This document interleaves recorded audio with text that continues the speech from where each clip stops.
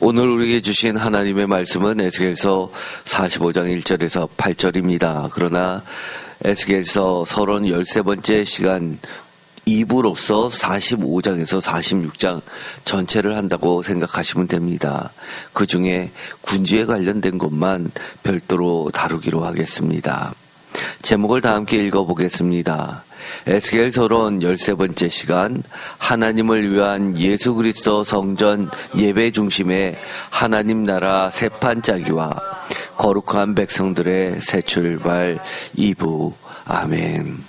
지난 1부 시간에 했었던 것 중에서 못했었던 뒷부분을 하도록 하겠습니다. 어떻게 보면 오늘의 이 말씀은 특별판 중에서 가장 중요한 부분이 됩니다.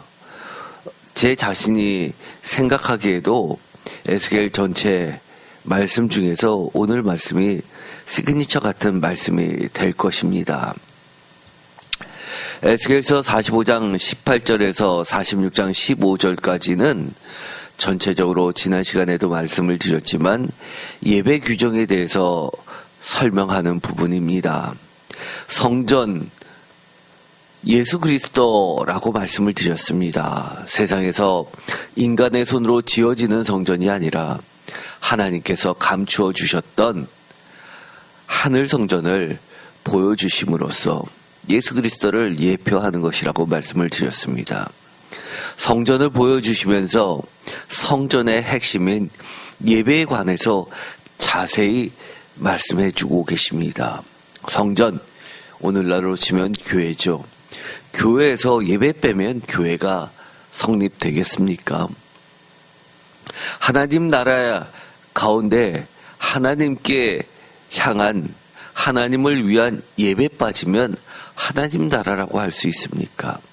하나님의 백성이라고 하면서 하나님께 예배 드리지 않는다면 어찌 하나님의 백성이라고 할 수 있겠습니까? 이처럼 예배는 중심입니다.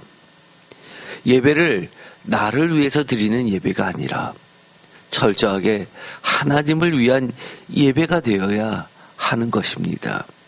성전의 핵심인 예배의 규정, 특별히 유월절, 초막절, 그리고 모든 절기와 성회, 안식일과 상번제의 규정들에 대해서 자세히 나타내고 있습니다. 유월절과 초막절은 이스라엘 사람들에게 있어서 3대 절기 중 하나로서 어떻게 보면 모세 오경의 핵심이라고 할 수도 있죠. 모세, 새로운 이스라엘을 출애굽시켰을 때의 첫 단추, 그것은 유월절이었습니다. 그렇기 때문에 이 유월절과 초막절은 너무너무 중요한 것이죠. 예루살렘 성전, 이들에게 있어서는 예루살렘 성전은 국가나 마찬가지입니다. 예루살렘 성전이 지어졌던 시점도 초막절이었습니다. 너무너무 그들에게선 이 3대 절기를 빼놓고는 이스라엘 정체성을 이야기할 수 없습니다. 또 하나님에 대해서 이야기할 때 창조를 빼놓고 이야기할 수 없고 출애굽을 이야기할 때 이 안식을 빼놓고 이야기할 수 없죠. 종에게는 안식이 없었지만 하나님께서는 그들에게 쉼이라는 시간을 통해서 하나님을 만나는 별도의 시간, 세상과 노동으로부터 분리된 시간, 하나님께 예배하는 시간을 특별히 정하셨을 뿐만 아니라 창조의 완성인 7째 날에 하나님께 예배드리는 온전한 시간을 주셨던 겁니다. 그렇기 때문에 이 안식일은 어떻게 보면 예배에 있어서 가장 첫 출발이라고 할 수 있습니다. 이 7이라는 개념에서부터 시작해서 나중에는 희년까지 가는 아주 중요한 개념이죠. 또한 상번제가 있었습니다. 상번제.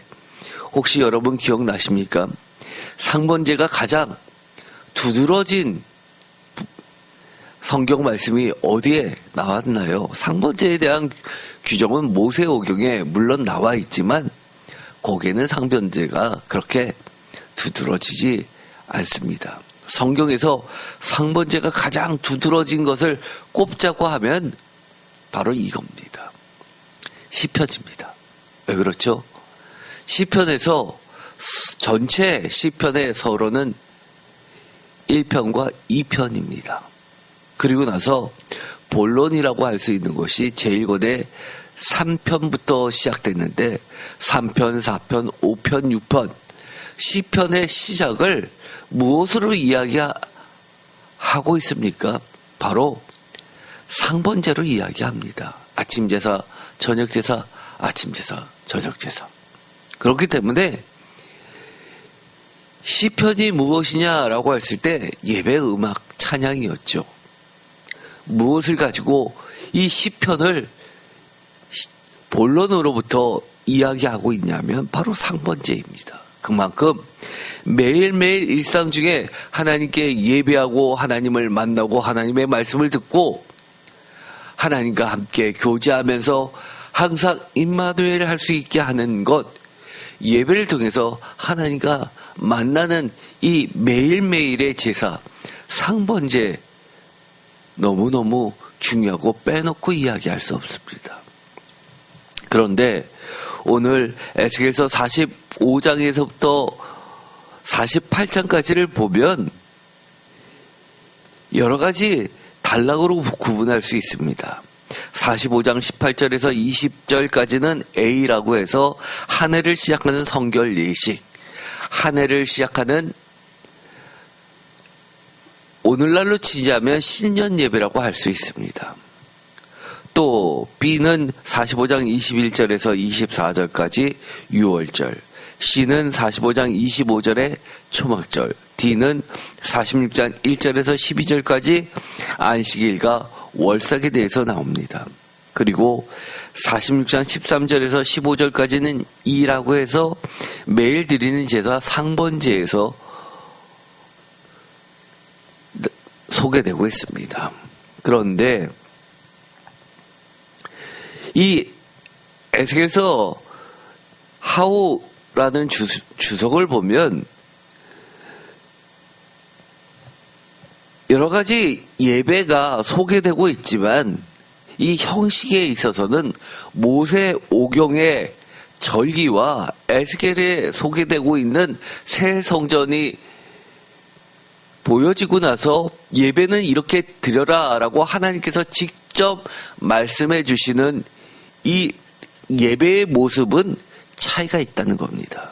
그렇기 때문에 이 부분 때문에 에스겔서가 성경 안에, 구약 안에 들어가야 되느냐 말아야 되느냐를 가지고 가장 늦게까지 회의를 하고 고민을 했던 겁니다. 그러나 하나님께서는 이것을 성경이다, 성경에 반드시 들어가야 된다라고 회의를 통해서 결정해 주셨던 겁니다. 에스겔 주석, 하우 주석에서 이야기하고 있는 핵심은 예배의 형식은 시대에 따라 변화될 수 있어도 본질, 예배의 본질은 동일하다는 겁니다. 거룩하고도 흠없이 깨끗한 피의 속죄와 구원이 핵심이라는 겁니다. 사실 이 부분은 굉장히 중요한 부분입니다. 어떻게 보면 피의 제사, 피 생각만 해도 오늘날의 기독교인들에게는 안 맞는 얘기죠. 특별히 애완동물을 만약에 도륙했다, 그거는 대한민국의 현행법상 문제가 되는 겁니다. 애완동물이 아니라 심지어 우리가 매일 먹는 여러 가지 육류에 대한 도륙 또한 현재 법적으로는 금지되고 있지는 않지만 많은 부분이 논란의 대상이 되고 있습니다. 특별히 그 도축 과정에서 벌어지고 있는 여러 가지 비인권적 요소가 동물에까지 생명 존중의 그러한 정신에 따라서 사실 많은 문제가 있기 때문에 특별히 오늘날의 기독교인들에게 있어서 젊은 세대일수록 유대교의 이런 피해 개념은 사실 받아들이기가 어렵습니다. 그런데 여전히 하나님께서는 거룩하고도 흠없이 깨끗한 피의 속죄와 구원이라는 것을 핵심으로 변화되지 않고 지키고 계시다는 겁니다.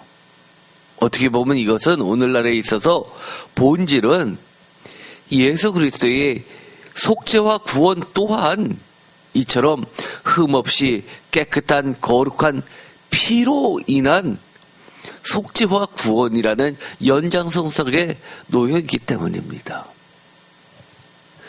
우리가 그 이유에 대해서 하나씩 오늘 살펴보는 시간입니다. 우리가 반드시 주의해야 되는 것들이 있었죠. 여태까지 에스겔서를 이야기할 때 항상 논란이 됐던 것이 있었습니다. 모세오경의 절기 중에서 에스겔서에서 빠진 절기들이 있었다고 합니다. 첫 번째 맥주절입니다. 맥주절은 유대인의 3대 절기입니다. 모세오경에서 모든 남자들은 1년에 3번 여호와께 직접 그 몸을 비치라고 할 정도로, 그리고 빈손으로 오지 말라고 할 정도로 중시하는 제사입니다. 맥주절은 초실절이라고 이야기합니다. 또한 6월절부터 시작해서 77절, 7 곱하기 7, 49 더하기 1 해서 77절, 오순절, 율법 수여절, 신약에 와서는 성령 감림절로 이어지는 3대 절기 중 하나라서 이것을 빼놓고 이야기할 수 없습니다. 두 번째, 또 빠진 게 있습니다. 나팔절입니다. 오늘 우리가 읽었었던 본문에는 신년 초하루에 대한 이야기가 나오게 됩니다. 그러나 모세오경에서 이야기하는 것처럼 나팔절, 우리가 여태까지 송구영신을 예배를 드릴 때 항상 비교하면서 예배 드렸던 것이 나팔절이었습니다. 나팔을 불면서 모든 시간을 이 나팔 소리에 맞춥니다. 그것은 우리 모든 삶을 하나님의 시간으로 맞추라는 뜻이었죠. 나팔절은 그만큼 매우 중요한 겁니다. 그런데 이 나팔절에 대한 이야기가 없다는 겁니다. 단순히 신년 초하루에 대한 이야기만 남아 있습니다. 세 번째, 또 중요한 차이가 있습니다. 대속죄일이 없습니다. 대속죄일이 얼마나 중요합니까? 1년에 한 번 대제사장이 지성소에 들어가서 온 백성의 죄를 속죄하는 절기입니다. 유대교의 절기에서 나팔절은 7째 달 7월 1일이 나팔절 신년이고, 또 대속죄일은 이 신년에서 10일이 지난 7월 10일 7째 달 열흘이 대속죄일입니다. 그렇기 때문에 이 대속죄일은 대제사장과 일반 제사장을 구분시켜 놓을 정도로 그렇게 중요한 날입니다. 해마다 반드시 지켜야 되는 것이죠. 그런데도 불구하고, 그렇게 중요한데도 불구하고 이처럼 에스겔서에는 대속죄일이 빠져 있다는 겁니다. 상번제에 대해서 이야기를 했습니다. 그런데 상번제 또한 에스겔서에서는 모세오경과 다릅니다. 왜냐하면 상번제, 상은 매일 항상 상자죠. 번제, 매일 드려지는 번제는 하루에 2번입니다. 아침에 드려지고 해가 뜰 때, 또 해가 질 때, 저녁 때 드려집니다. 아침에 1번, 저녁에 1번, 이처럼 하루에 2번씩 반드시 드려지게 됩니다. 하루에 일과를 시작한과 동시에 하나님과 함께 시작하고, 하루에 일과를 마칠 때도 하나님과 함께 일과를 마친다는 중요한 개념의 예배입니다. 이 상번제가 얼마나 중요한지는 요세푸스의 기록물에도 특별히 유대 전쟁사에 보면 예루살렘 성전이 로마에 의해서 함락되던 날 로마인들이 성전까지 들어갔습니다. 그런데 그들이 깜짝 놀라면서 기록에 남겨두었죠. 바깥에선 전쟁이 벌어지고 있는데 이 제사장들이 안에서 상번제를 드리고 있었다는 겁니다. 옆에서 죽어가는데 눈 하나 깜짝 안 하고 상번제를 드리고 있으면서 칼이 찔려도 불화살이 날라와도 그것을 맞으면서 상번제를 지키는 제사장들을 보면서 로마 병정들이 두려워했다고 기록되고 있습니다. 그 정도로 상번제는 중요합니다. 백성들이 하나님께 나와서 제사를 드리는 건 여러 가지가 있죠. 레위기에 자세히 소개되고 있습니다. 번제가 기본이죠. 속죄제를 드립니다. 속건제를 드립니다. 그런데 이 상번제는 백성들이 매일매일 가져오는 제물로서 드리는 게 아닙니다. 만약에 제사장들의 재산이 없어졌다면, 떨어졌다면 왕이 상번제를 드리도록 반드시 왕의 재산을 헌물하면서까지도 드려야 되는 것이 이 상번제입니다. 어떻게 보면 하나님께서 세우신 이 군주, 왕이 성전 제일 가까운 데 있는 이유는 이처럼 예배가 멈추지 않도록 만들고 온 백성이 예배에 늘 참여할 수 있도록 이스라엘 땅을, 하나님의 땅을 지키고 보존시키고 하나님의 나라를 받쳐주는 역할을 하라는 겁니다. 그 정도로 국가 또한 책임을 져야 되는 것이 이 상번제, 아침 제사와 저녁 제사입니다. 이렇게 중요한데 에스겔은 사독 계열의 제사장 출신이었고 태어날 때부터 제사장 가문에서 특별한 교육을 받으면서 제사에 대해서 상세히 알고 있었음에도 불구하고 하나님은 이 상번제 중에서 저녁 제사를 빼놓고 있다는 겁니다. 그래서 이러한 문제들 때문에 유대교의 랍비들이 많은 고민을 했던 겁니다. 에스겔서를 넣어야 되느냐 말아야 되느냐. 에스겔서를 채택하는 순간 그들은 많은 부분을 잃게 된다고 생각했던 겁니다. 그래서 많은 학자들이 에스겔서의 특징을 이야기할 때 에스겔서를 이렇게 이야기한다고 했죠. 파괴신학. 기존의 틀을 파괴한다고 이야기했습니다. 모세오경의 많은 절기들을 파괴시켰습니다. 뿐만 아니라 성전의 모습도 파괴됐죠. 그러나 파괴로 끝난 게 아닙니다. 재건신학이라는 말을 반드시 합니다. 새로 세우는 겁니다. 하나님의 새로운 규정으로 이 제도들을 하나하나씩 바꾸십니다. 새로 설립시킵니다. 이것이 학자들이 일반적으로 이야기하는 특징이죠. 그런데 저는 나중에 말씀드리겠지만 이거 외에 하나를 더 말씀드리는 겁니다. 그것은 결론 부분에 가서 말씀드리면 여러분들이 그렇지라고 이해하실 겁니다. 하나씩 예배에 대해서 보도록 하겠습니다. 이 에스겔서에서 6월절이 있는 종교력, 즉 1월과 7월 중에서 니산월 첫 번째 달력이죠. 첫 번째 달입니다.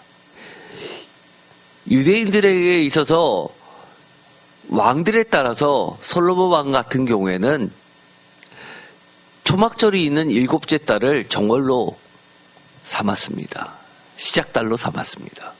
그런데 예를 들어서 종교개혁을 일으켰던 왕들은 유월절을 기본적으로 첫 달로, 유월절이 있는 달 니산월을 첫 달로 삼습니다. 그래서 유월절이 있는 달을 종교력이라고 흔히 이야기합니다. 종교적으로 신년에 해당하죠. 그래서 이 6개월의 차이가 있기 때문에 왕의 연도를 측정할 때, 기간을 산출할 때, 캘큘레이션 할 때 잘 맞지 않는 이유 중에 하나입니다. 에스겔서 45장 18절 다 같이 읽겠습니다.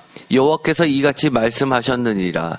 첫째 달 초하룻 날에 흠없는 수송아지 한 마리를 가져다가 성소를 정결하게 하되, 제사장이 그 속죄제 희생제물의 피를 가져다가 성전 문설주와 제단 아래층 네 모퉁이와 안뜰 문설주에 바를 것이요, 그달 7일에도 모든 과실범과 모르고 범죄한 자를 위하여 역시 그렇게 하여 성전을 속죄할지니라. 아멘. 이것을 보면 마치 대속죄일 같기도 하고 나팔절 같기도 하고 섞여 있는 것 같습니다.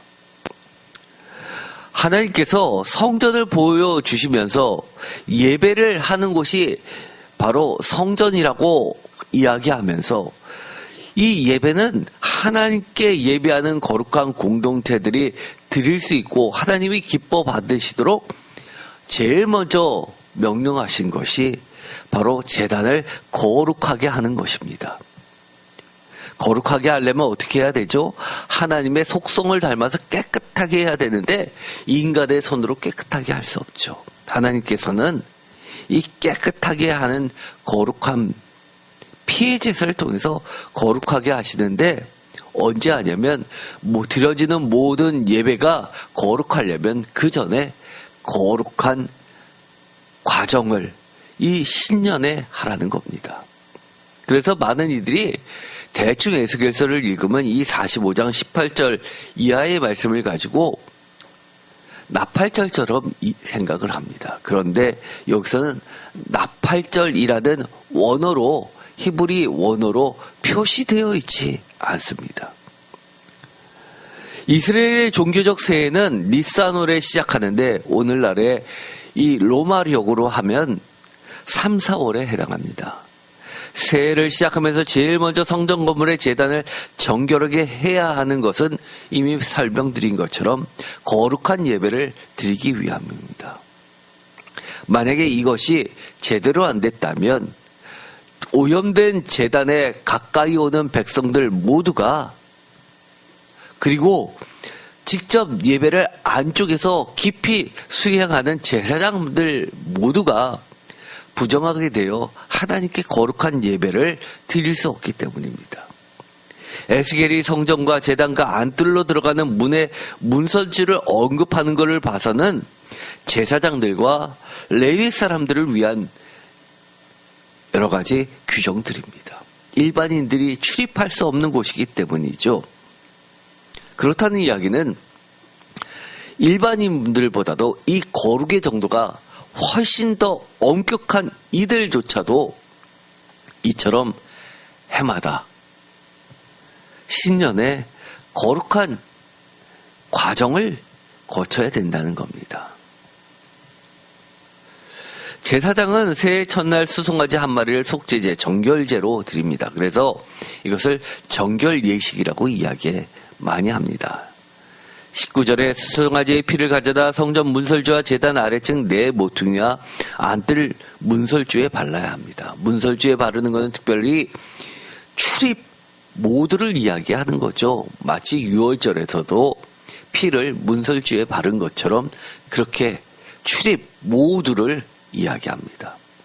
7일 후에도 같은 방법으로 성전을 정결해야 한다고 20절에 이야기합니다.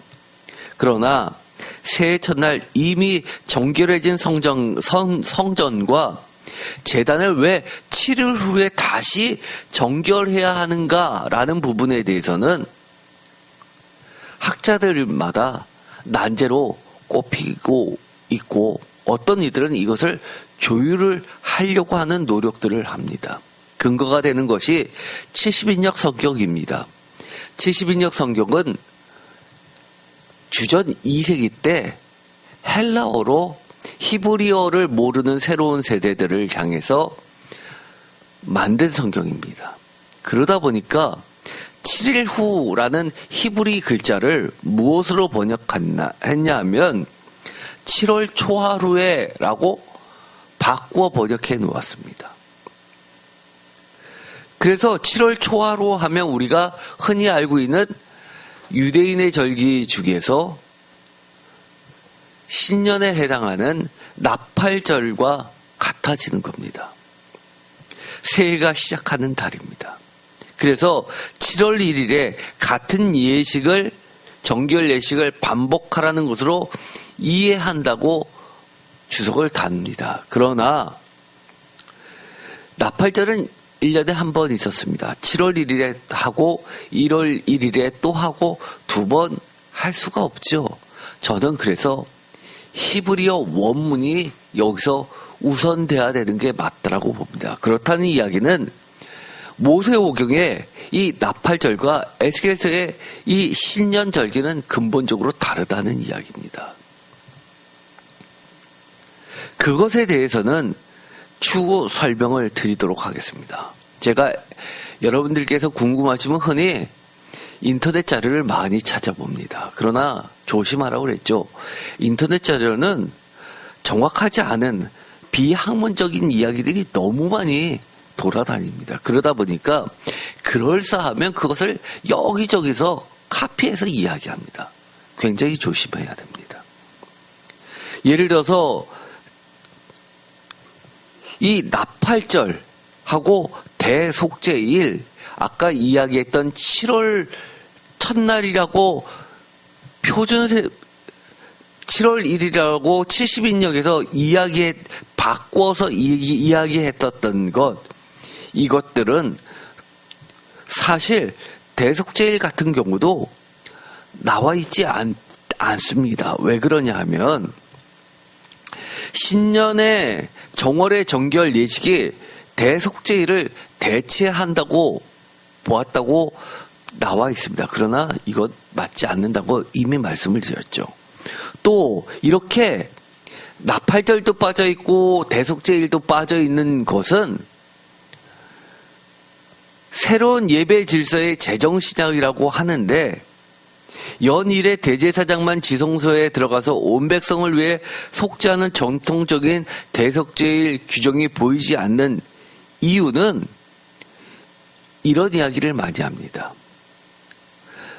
이 부분에 대해서는 없앤 것이 아니라 너무나 당연해서 언급을 안 했을 뿐이다 라고 하는데 그것은 사실 말도 안 됩니다. 왜냐하면 하나님께서 뭐라고 이야기하셨죠?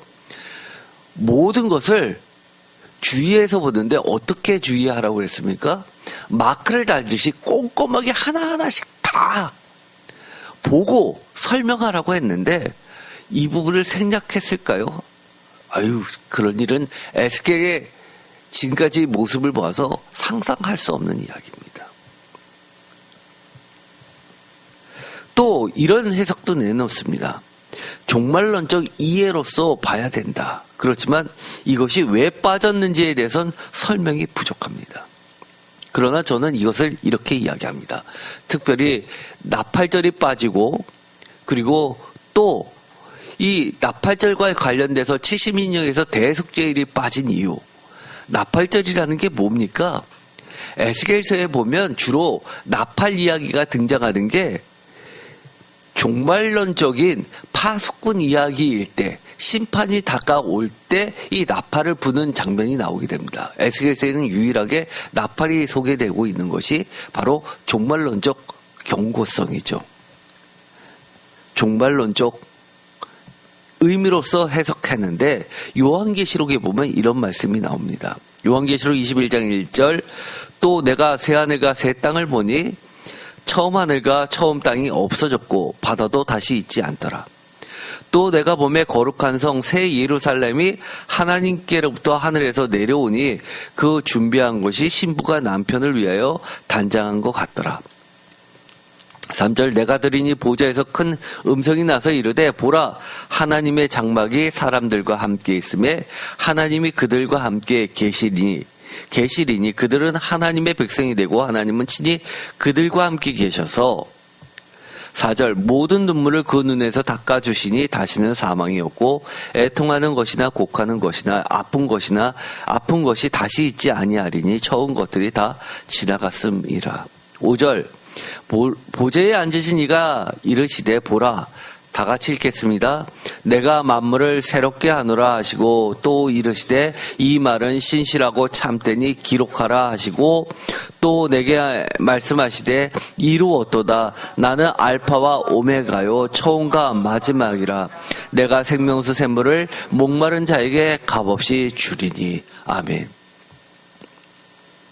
여기서 보면 신령과 같은 이야기, 나팔절과 비슷한 이야기가 요한계시록에 나오게 됩니다. 5절 내가 만물을 새롭게 한다는 겁니다. 새롭게 시작된 하나님의 새로운 시기, 새해 전날. 이것이 언제입니까? 다 이루어진 알파와 오메가요 처음과 마지막이라. 이것도 어디서 많이 들었죠. 에스겔에게 성전문의 출입과 또 나가는 것까지도, 들어오는 것에서부터 나가는 것까지 전부 다 꼼꼼히 주목하여 보라고 이야기하죠. 알파와 오메가 처음과 마지막. 또 생명수, 이것도 에스겔의 새 성전 이야기를 할 때 성전에서 흘러나오는 생명수를 이야기합니다. 하나님의 장막 3절에 보면 이것을 표준세 번역은 보아라 하나님의 집이 사람들 가운데 있다라고 하면서 성전, 하나님이 영원히 계시는 하나님의 집, 하나님의 발판을 이야기하십니다. 그 뒤에 말씀도 우리가 반드시 에스겔서와 함께 읽어야 됩니다. 에스겔서 21장 22절 다 같이 읽겠습니다. 성 안에서 내가 성전을 보지 못하였으니 이는 주 하나님 곧 전능하신 이와 및 어린 양이 그 성전이심이라. 아멘. 23절 그 성은 해와 달의 비침이 쓸데없으니 이는 하나님의 영광이 비치고 어린 양이 그 등불이 되심이라. 만국이 그 빛 가운데로 다니고 땅의 왕들이 자기 영광을 가지고 그리로 들어가리라. 낮에 성문들을 동문이 닫지 아니하리니 거기에는 밤이 없음이라. 사람들이 만국의 영광과 존귀를 가지고 그리로 들어가겠고 무엇이든지 속된 것이나 가증한 일 또는 거짓말하는 자는 결코 그리로 들어가지 못하되 오직 어린 양의 생명책에 기록된 자들만 들어가리라. 아멘. 하나님이 지으신 이 새로운 하나님의 집 성전에서 23절 중요한 이야기죠. 해와 달의 비침이 쓸데없으니. 1년의 신년은 어떻게 계산이 됩니까? 이스라엘 사람들에게 있어 중요한 게 원력이죠. 해와 달로 신년을 계산합니다. 그런데 해와 달의 비침이 쓸데없어지고 하나님의 그리고 어린 양의 영광과 등불이 이 모든 시작을 알립니다. 게다가 이곳에서는 출입이 가능한 것은 오직 어린 양의 생명책에 기록된 자들, 이것은 어린 양의 피로 깨끗하게 구속받은 거룩한 백성들만 들어옵니다. 즉 새로운 성전은, 하나님의 집은, 어린 양과 하나님이 친히 성전이 되어지시는 곳은 이미 정결하게 되어서 더 이상 해마다 정결하게 할 이유가 없다는 겁니다. 에스겔서에서 나팔절이 언급되지 않는 이유, 이것은 유월절, 초막절, 나팔절은 절기로서 전혀 유월절과 초막절은 자세히 규정되어 있지만 나팔절은 전혀 언급되지 않았던 것. 나팔절, 나팔이라든지 나팔 소리는 에스겔서 33장의 파수꾼의 경고, 종말론적 심판의 상징적 용도로만 사용했던 점들을 미루어 보아서 빠졌을 것이다 라고 이야기하지만 그것이 이유가 되지는 않는다고 말씀을 드렸습니다.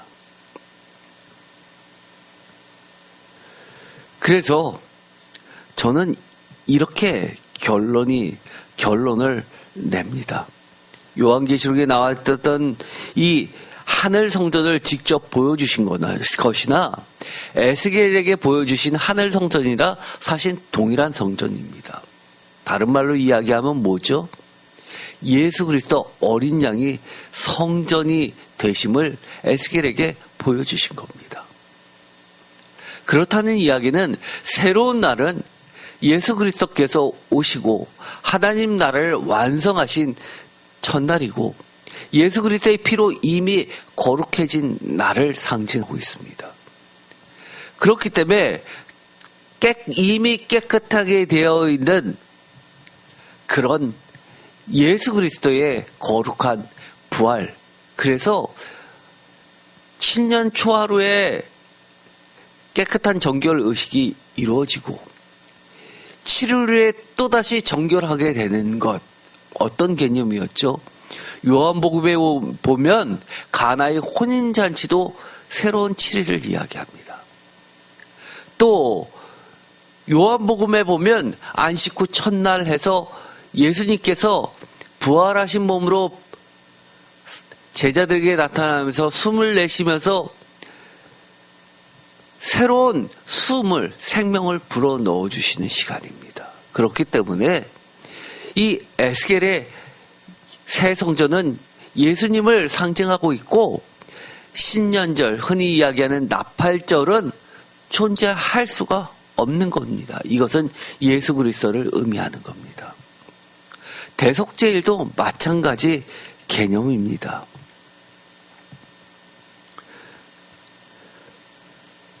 왜냐하면 대속죄일들은 그야말로 히브리서에 있는 것처럼 예수님께서 단번에 들어가셔서 다 이루시고 완전한 속죄를 이루셨기 때문에 히브리서에 보면 해마다 들어가서 속죄할 필요가 없기 때문이라고 말하고 있기 때문에 대속죄일이 더 이상 존재할 이유가 또한 없는 겁니다. 에스겔서 46장 9절에는 모든 정한 절기에 대해서 이야기를 합니다. 9절, 그러나 모든 정한 절기에 이 땅 백성이 나 여호와 앞에 나아올 때는 북문으로 들어와서 경배하는 자는 남문으로 나가고 남문으로 들어오는 자는 북문으로 나갈지라. 들어온 문으로 도로 나가지 말고 그 몸이 앞으로 향한 대로 나갈지며.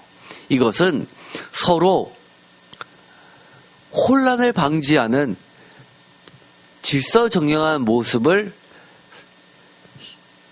현실적으로 반영한 것이라고도 할 수가 있고, 또 상징적으로는 예배를 드리고 옛 사람으로 옛 모습으로 돌아가지 말라는 하나님의 말씀을 듣고 그대로 하나님의 말씀을 수행하라는 의미도 될 수 있습니다. 그런데 10절에 보면 군주가 무리 가운데에 있어서 그들이 들어올 때 들어오고 그들이 나갈 때에 나갈지니라. 11절, 명절과 성회 때에 그 소재는 수송아지 한 마리에 밀가루 한 에바요, 수장 한 마리에도 한 에바요, 모든 어린 양에는 그 힘대로 할 것이며 밀가루 한 에바에는 기름 한 힐씩이며. 12절, 만일 군주가 자원하여 번제를 준비하거나 혹은 자원하여 감사제를 준비하여 나 여호와께 드릴 때에는 그를 위하여 동쪽을 향한 문을 열고 그가 번제와 감사제를 안식일에 드림같이 드리고 밖으로 나갈지며 나간 후에 문을 닫을지니라 라고 되어 있습니다. 즉 군주의 중요한 역할로 무엇을 이야기하냐면 예배를 지속할 수 있게 하는 것이 군주의 역할이라는 겁니다. 왜 군주를 세웠냐? 백성들마저도 지키기 어려울 때, 그때 왕이 직접 나서서 왕이 모든 것을 책임지고 예배를 빠짐없이 지키라는 겁니다. 또 에스겔서에서 빠진 유월절과 수장절, 초막절만 언급한 이후 3대 절기 중에서 맥추절, 초실절, 칠실절, 오순절, 율법수여절, 성령감리절이 없는 이유에 대해서도 말씀을 드리겠습니다. 한 해를 시작하면서 제일 먼저 오는 유월절과 마무리되는 초막절은 언급을 하는데 맥추절이 중요하지 않기 때문일까요? 아니죠. 사도 바울 같은 경우에는 맥추절을 예수 그리스도의 부활의 첫 열매로서 설명합니다. 그 정도로 중요하죠. 맥추절, 오순절은 사도행전에서는 성령 강림절로 바뀔 정도로 그렇게 중요합니다. 새 율법 수여절로, 즉 모세의 율법이 아니라 예수 그리스도의 말씀으로 대체하는 매우 중요한 맥추절입니다. 그런데 이런 맥추절이 왜 빠졌냐는 겁니다. 인터넷 자료를 보면 이것도 조심해서 읽어야 됩니다. 맥추절과 오순절 용어 정체성이 혼동돼서 이것이 생략되었다라고 이야기하는 부분이 나옵니다. 또 맥추절의 기능적 중촉과 결과적 통합에 의해서 이것도 빠졌다라고 이야기합니다. 그러나 이 모든 것은 다 잘못된 정보입니다.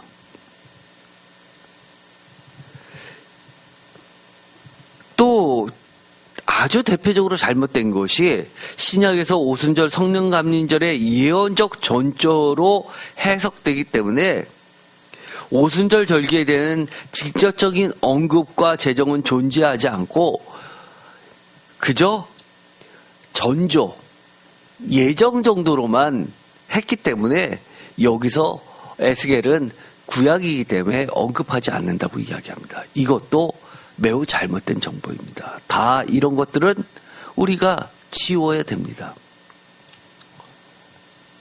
에스겔서 45장 18절 여호와께서 이같이 말씀하셨느니라. 첫째 달 초하루에 흠없는 수송아지 한 마리를 가져다가 성소를 정결하게 하되, 할 때 이 첫째 달 초하루를 보면 이것이 나팔이라는 이야기가 나오게 되지만 여기서는 문맥상 나팔절을 이야기하는 것이 아니라 신년을 이야기하는 겁니다. 첫째 달 초하루. 그래서 이 첫째 달 초하루 나팔절에 대한 이야기도 언급이 없다고 하는 이유이기도 합니다. 그런데 에스겔서 45장 25절에 보면 초막절은 수장절이죠. 에스겔서 45장 25절 일곱째 달 15째 날에 7일 동안 명절을 지켜 속죄제와 번제며 그 밀가루와 기름을 드릴지니라.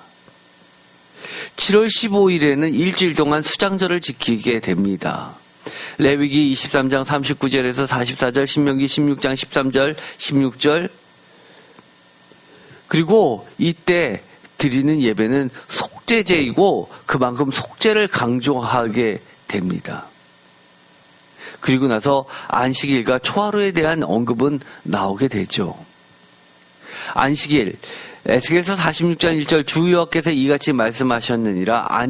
안뜰 동쪽을 향한 문은 일하는 엿새 동안에는 닫되 안식일에는 열며 초하루에도 열고, 군주는 바깥문 현관을 통하여 들어와서 문벽 곁에 서고 제사장은 그를 위하여 번제와 감사제를 드릴 것이요, 군주는 문 통로에서 예배한 후에 밖으로 나가고 그 문은 저녁까지 닫지 말 것이며, 이 땅 백성도 안식일과 초하루에 이뭇 입구에서 나 여호와 앞에 예배할 것이며, 안식일에 군주가 여호와께 드릴 번제는 흠없는 어린 양 6마리와 흠없는 순양 1마리와 그 소재는 순양 하나에는 밀가루 한 에바요, 모든 어린 양에는 그 힘대로 할 것이며 밀가루 한 에바에는 기름 한 힐씩이니라. 이 군주와 관련된 것들은 제가 별도로 말씀을 드린다고 했습니다. 여기서도 안식일에 대한 규정이 있다는 겁니다. 또 매달 초하루에 대한 규정도 있습니다. 에스겔서 46장 6절 초하루에는 흠 없는 수송아지와 한 마리와 어린 양 6마리와 순양 한 마리를 드리되 모두 흠 없는 것으로 할 것이며 또 소제를 준비하되 수송아지에는 밀가루 한 에바요 순양에도 밀가루 한 에바며 모든 어린 양에는 그 힘대로 할 것이며 힘대로 하는 것 이런 것도 굉장히 중요하죠. 밀가루 한 에바에는 기름 한 일씩이며 군주가 올 때는 이문 현관을 통하여 들어오고 나갈 때도 그래야 할지니라. 많은 일들이 예배 하나님이 귀신이야. 우리가 드리는 이 예물 하나님이 직접 드시는 것도 아니고 쓰시는 것도 아닌데 라고 하시는 분은 굉장히 많습니다. 제가 늘 그랬죠. 하나님께 드리는 거 아까워하는 것은 재물에 대한 사랑이 하나님보다 크기 때문입니다. 많은 논리로 이야기하지만 핵심은 그겁니다. 그래서 여러분들도 예물에 대해서 이것은 예물이 중요한 게 아니라 예물 뒷면에 나에게 들어온 모든 축복이 하나님으로부터 왔다라는 것을 인정하는 것이기 때문에 반드시 힘대로 힘써 지켜야 됩니다. 에스겔서 46장 13절에 보면 상번제에 대해서 나옵니다. 13절 다 같이 읽겠습니다. 아침마다 1년 되고 흠 없는 어린 양 한 마리를 번제를 갖추어 나 여호와께 드리고 14절 또 아침마다 그것과 함께 드릴 소제를 갖추되 곧 밀가루 6분의 1 에바와 기름 3분의 1 흰을 섞을 것이니 이는 영원한 규례로 삼아 항상 나 여호와께 드릴 소제니라. 이같이 아침마다 그 어린 양과 밀가루와 기름을 준비하여 항상 드리는 번제물로 삼을 지니라. 상번제를 이야기하는데 아침 이야기를 합니다. 그러나 처음부터 이야기했죠. 난제 중 하나가 왜 저녁 제사는 빠졌냐는 겁니다. 새로운 헤게모니입니까? 파괴 신학입니까? 그러나 저는 이것이 재건신학, 대한신학이라고 학자들은 이야기하지만 중요한 이야기, 이것은 예수 그리스도를 상징하는 것이라고 말씀을 드립니다. 모세오경과 에스겔 사이 대표적 차이는 이처럼 여러 가지가 나오게 됩니다.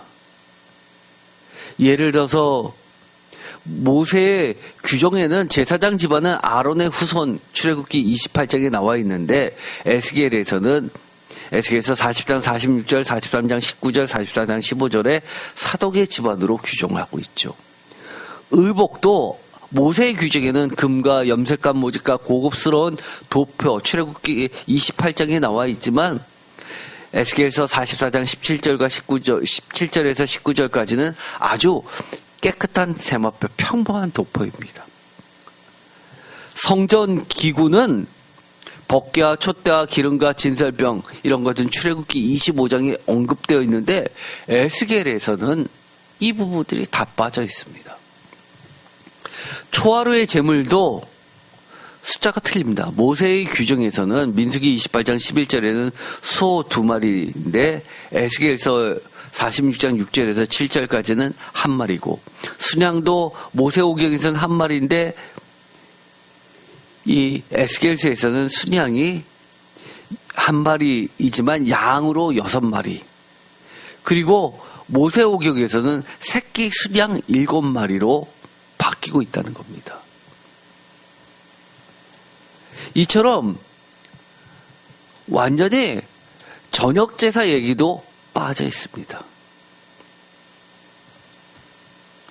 이처럼 많은 부분이 차이가 나는 것은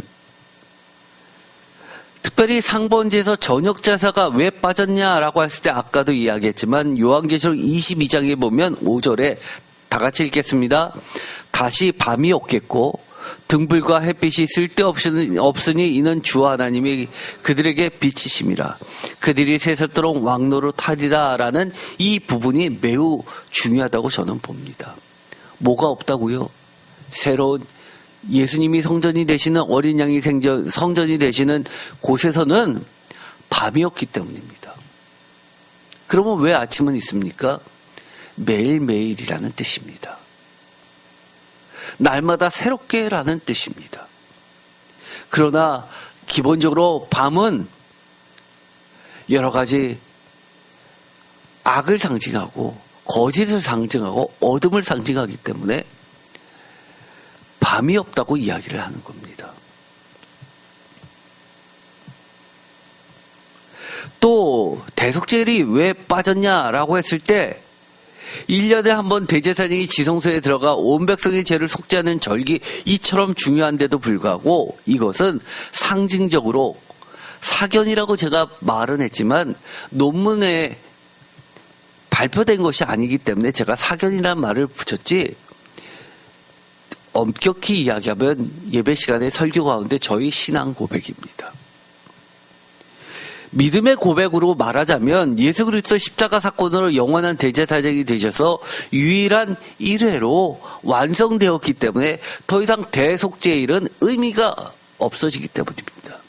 인간이 해마다 드려지는 대속죄일이 중요한 것이 아니라 예수 그리스도의 피로써 단번에 없어졌던 사실을 우리가 기억하는 것이 중요하기 때문입니다. 히브리서 9장 6절 다 같이 읽겠습니다.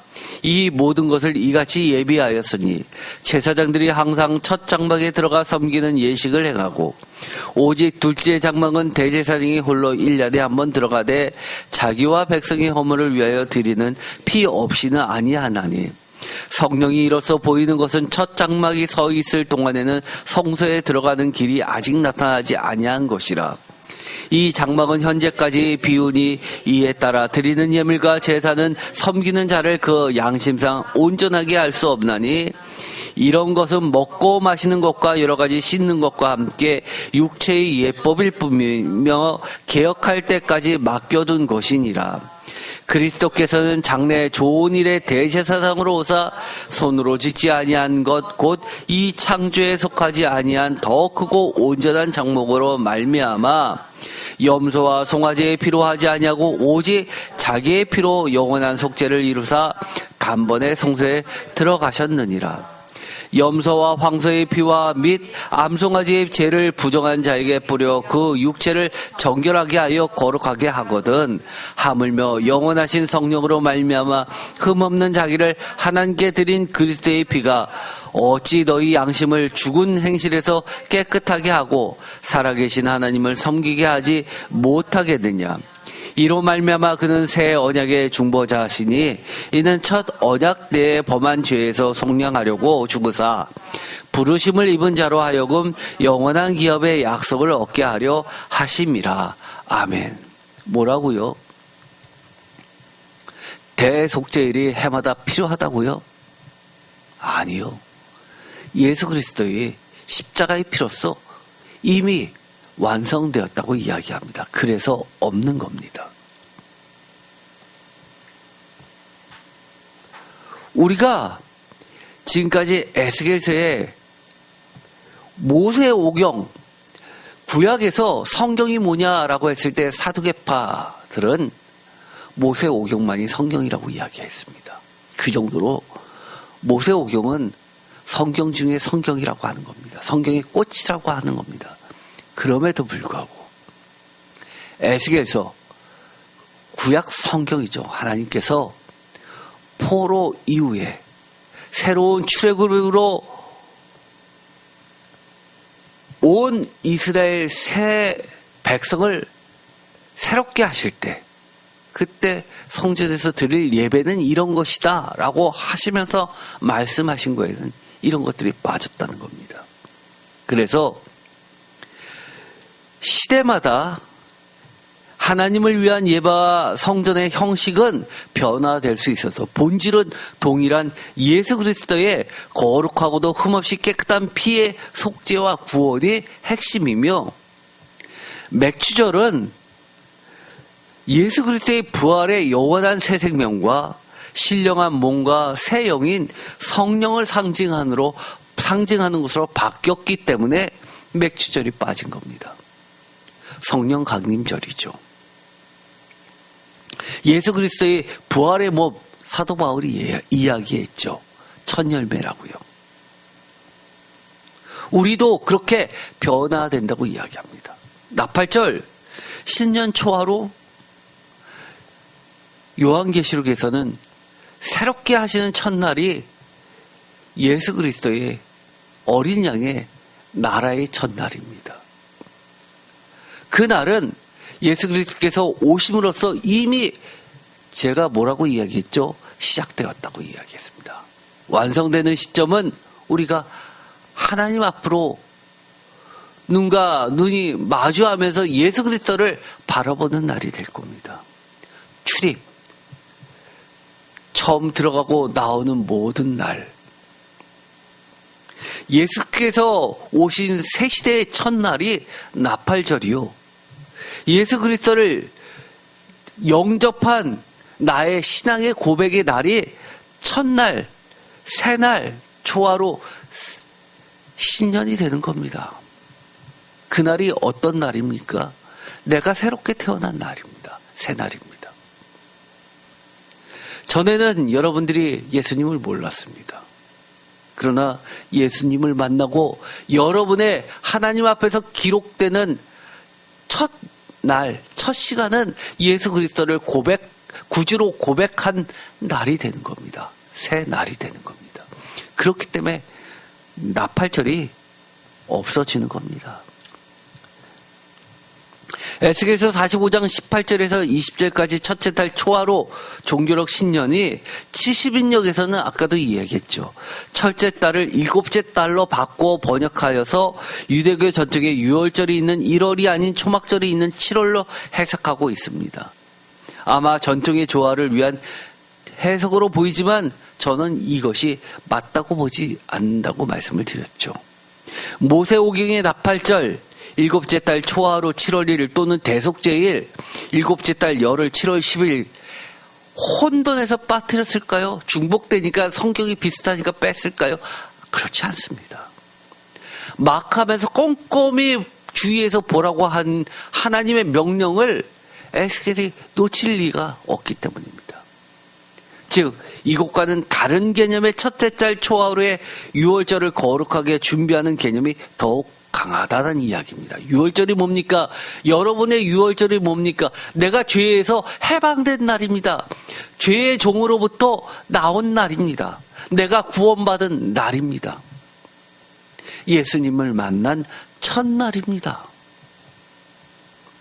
이것도 제가 사견이라고 썼지만 논문 발표가 아니기 때문에 사견이라고 썼을 뿐이지 설교 가운데 여러분 앞에 내놓는 저의 신앙 고백입니다. 대속제일 왜 빠졌냐? 1년에 한 번 대제사장이 지성소에 들어가 온 백성의 죄를 속죄하는 절기. 이제는 이것이 더 이상 필요 없는 예수 그리스도의 십자가 사건으로 영원한 대제사장이 되셔서 유일한 일회로 이미 완성한 날입니다. 상번제에서 저녁 제사가 왜 빠졌냐? 시편에서 그렇게 중요시 하는데 그것은 저녁 제사가 빠진 것은 저녁 예배를 드릴 필요가 없다는 이야기가 아니라 예수 그리스도 안에는 예수님과 하나님이 친히 성전이 되어주셔서 우리와 늘 함께 하시는 영원한 성전에서 드리는 영원한 예배, 여기에는 어둠, 거짓, 밤이 더 이상 존재하지 않는다는 것을 나타내는 것이라고 말씀을 드렸습니다. 새로운 헤게모니 파괴 신학이 철저한 대안신학, 재건신학, 여기까지는 학자들이 이야기한 것이지만 저는 더 나아가서 서론에서 말씀드렸던 것처럼 오늘 이렇게 이야기합니다. 파괴신학, 재건신학, 대안신학이 아니라 더 나아가서 예수 그리스도 기독론과 교회론과 성령론과 삼위일체론의 조화로운 완성신학이라고 저는 말합니다. 성전이 뭐냐? 예수 그리스도입니다. 성전이 뭐냐? 교회입니다. 성령론입니다. 삼위일체론입니다. 이 모든 예수 그리스도 어린 양의 기독론과 교회론과 성령론과 삼위일체론의 조화로운 완성신학이 되는 겁니다. 그래서 요한계시록 22장 5절에 있는 것처럼 다시는 밤이 없겠고 주 하나님이 대신하시는 예수 그리스도의 영원한 성전의 모형을 에스겔에게 보여주신 겁니다. 예배는 이렇게 드리라고 지금 우리가 성령님의 임재하심으로 하나님이 기뻐 받으신 예배를 드리고자 그렇게 기도드리고 예배하는 모습입니다. 그래서 제가 과거부터 지금까지 꾸준히 일관되게 여러 인터넷에서 또 떠돌아다니는 것처럼 유대인의 7가지 종교를 가지고 종말을 계산한다든지 유대인들이 이야기하는 새성전이라든지 육신의 잣대로 이야기하는 혈통적 유대인을 하나의 기준처럼 이야기한다든지 많은 이단들이 이야기하는 것처럼 그런 7절기를 종말의 시간으로 계산한다든지 메시아직 주처럼 그런 것들은 모두 다 거짓이라는 겁니다. 성전도 그렇고 모두 다 예수님을 향하고 있습니다. 그렇기 때문에 새날이 언제입니까? 신년이 언제입니까? 여러분 인생의 하루가 언제입니까? 예수 그리스도를 진정으로 만난 날입니다. 내가 예수님의 피로써 거룩하게 되고 주라 고백하고 예수님과 함께 새롭게 시작하는 하루하루가 우리 삶의 진정한 예배 시간이 되기를 바랍니다. 진정한 유월절이요, 초막절이요, 그리고 상번제요. 하나님께 온전히 드려지는 예배가 되기를 축원드립니다. 기도가 마치겠습니다. 하나님, 오늘 하나님께서 우리에게 예배를 가르쳐 주셨습니다.